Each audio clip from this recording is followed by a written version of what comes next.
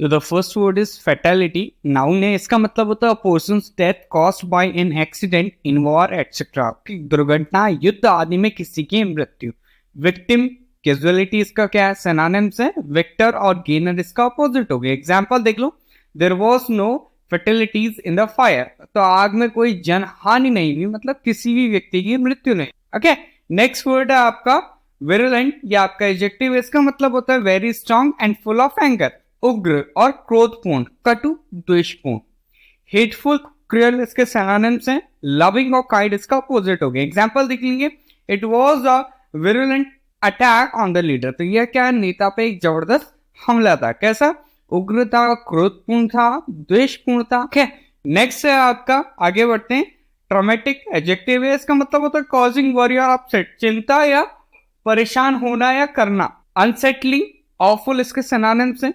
Soothing, Kameng इसका opposite है। Example देंगे, taking exams is always traumatic for me, तो परीक्षा देने मिलने क्या है, हमेशा क्या है, दर्दनाक होता है। नेक्स्ट है आपका स्केर्सली एडजेक्टिव है, इसका मतलब होता है ओनली जस्ट या फिर ऑलमोस्ट नॉट, बहुत ही कम, मुश्किल से, ना ही के बराबर। बेरली और स्लाइटली इसके सिनोनिम से। वेल और सिग्निफिकेंटली इसका अपोजिट हो गया। एग्जांपल देख लेंगे आपका, there was scarcely a car inside, तो मतलब क्या है आपका बहुत मुश्किल या फिर आपका मुश्किल से ही भाई कोई कार नजर आ रही थी। ओके, दृष्टि में कोई कार दिख रही थी बहुत मुश्किल से। नेक्स्ट आपका रेजिंग एडजेक्टिव है, इसका मतलब होता है वेरी सीवियर। ओके, और या फिर आपका एक्सट्रीम, जोरदार, प्रचंड। इंटेंस इसका सिनोनिम से। टचरस भी इसका क्या है, सिनोनिम से। एग्जांपल देंगे आपका, she has got a raising temperature, तो उसका जो आपका तापमान था ना बहुत हाई हो गया था। ओके, जोरदार था, प्रचंड था। नेक्स्ट आगे बढ़ते हैं with next word that is real, noun है, इसका मतलब होता है an area of activity, knowledge और इंटरेस्ट, कार्य, रुचि आदि का क्षेत्र। अरीना और डिमेन इसके सिनोनिम से। एग्जांपल देख लेते हैं, her interest are in the realm of practical politics, तो उनकी जो रुचि है ना व्यावहारिक राजनीति के क्षेत्र में। ओके, चलिए आगे बढ़ते हैं। नेक्स्ट है आपका fatigue, that is a noun, इसका मतलब होता है the feeling of being extremely tired, गहरी थकान। टायर और एग्जॉस्ट के सिनोनिम से। एक्टिवेट और एनर्जाइज इसका अपोजिट हो गया। एग्जांपल देख लेंगे, he was suffering from mental and physical fatigue, तो वह मानसिक और शारीरिक थकान से पीड़ित था।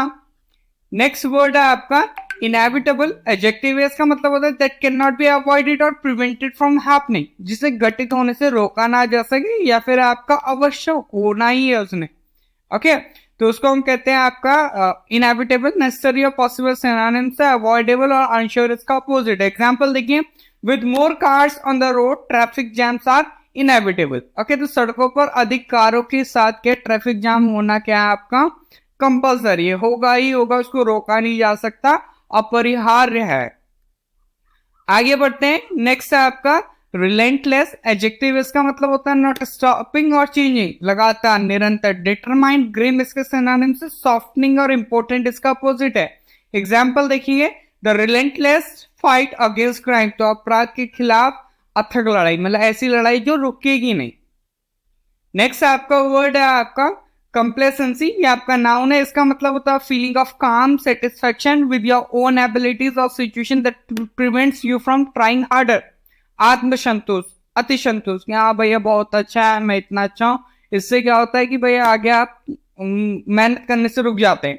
ओके, वैनिटी, ईगो इसके सिनोनिम से। ह्यूमिलिटी, मॉडेस्टी इसका अपोजिट। एग्जांपल देखिए, there is no room for complacency if we want to stay in this competition, तो अगर हम क्या करना, इस प्रतियोगिता में बने रहना चाहते हैं ना, तो आत्मसंतोष के लिए कोई जगह नहीं है।